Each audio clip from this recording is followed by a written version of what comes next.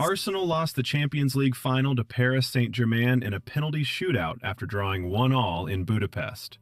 PSG became the first team since Real Madrid in 2018 to successfully defend the Champions League title.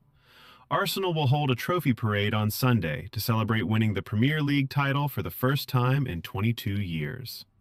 In a season where Arsenal thought it had finally shed its bridesmaid tag, Mikel Arteta's side still found itself suffering from another heartbreaking nearly moment. The Gunners had held the lead for almost an hour at the Puskás Arena on Saturday, chasing the first Champions League title in the club's storied history. But a clumsy tackle and a penalty shootout later, Arsenal left Budapest with nothing.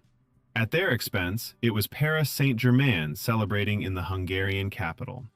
Another impressive campaign, another trophy held aloft, and perhaps the start of a dynasty that threatens to rule over European soccer for many more years to come.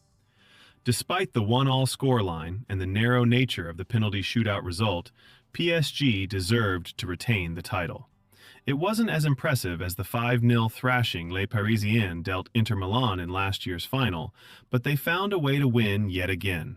And any notion that it wouldn't mean as much the second time around was firmly put to bed during the trophy presentation. The entire squad, coaches, and backroom staff jumped in delight on the podium as gold confetti rained down around them. Meanwhile, the club's famed support continued to sing behind the goal.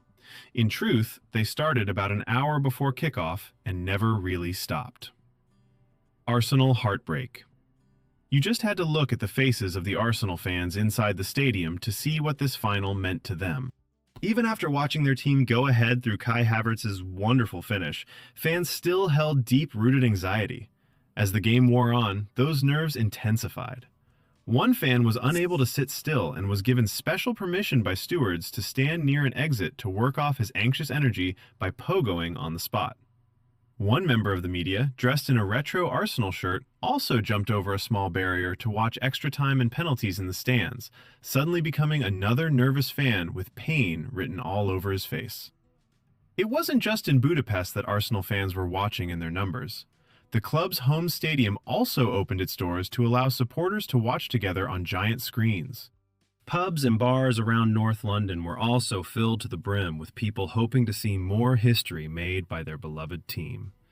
The party hadn't really stopped since the club wrapped up its first Premier League title in 22 years last week, but those celebrations came to a screeching halt after Eberechi Eze and Gabriel both failed to convert from the penalty spot. The noise of celebrations across London fell quiet in an instant. Fans streamed out of the stadium in Budapest, and the players fell to the grass in anguish. "Hayne," Arsenal manager Mikel Arteta said when asked how he felt shortly after defeat. "You were just a few penalty kicks away from winning the biggest club competition. I said to the players and the staff is that if I tell them 1,000,000 times thank you, it's not going to be enough. And it's not because we won the Premier League, and it's not because we played the Champions League final. It's because of the joy and the moments that we have lived together every single day, and that's above anything else." In this moment, it doesn't really matter if Arsenal played well or if they shared brilliant moments this season. At the moment, all they'll feel is the crushing disappointment of another missed opportunity. The players ultimately know how close they came to legendary status, and this defeat will be a scar they hold with them for a long time.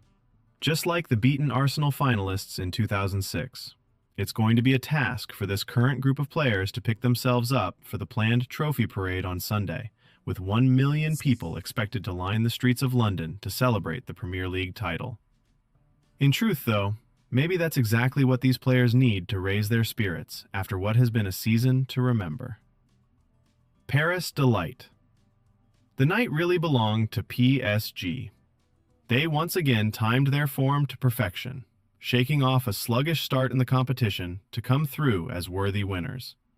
It's the first time since Real Madrid in 2018 that a champion has retained the trophy. It really is, or should be, that hard to win.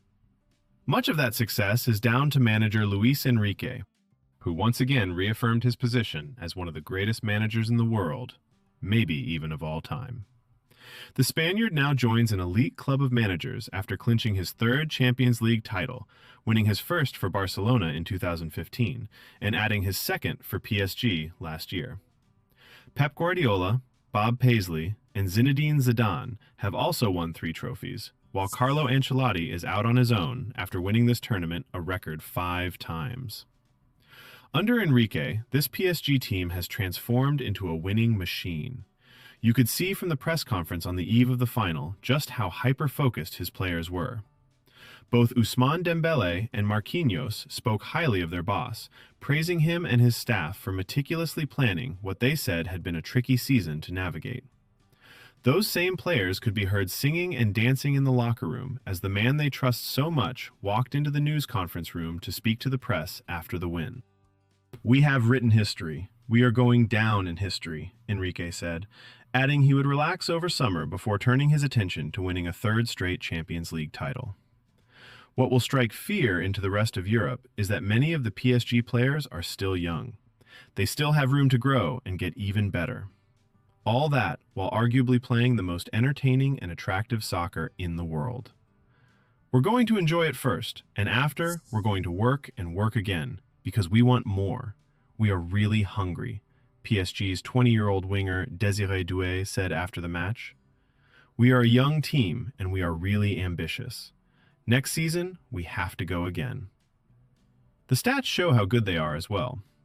After Dembele's equalizer in the final, PSG tied as the highest-scoring team in Champions League history. Only the 1999 to 2000 Barcelona team has scored 45 goals in a single campaign as well. And after helping his team defend the title this year, Dembele has also taken a big step towards defending his own Ballon d'Or crown as well. The Frenchman didn't have an amazing game, but his equalizing penalty showed just how adept he's become in the biggest moments. Strangely, both teams are set to celebrate tomorrow. PSG will party with the Champions League trophy, while Arsenal will commemorate the Premier League. You sense one of the parties will be tinged with a slight element of regret.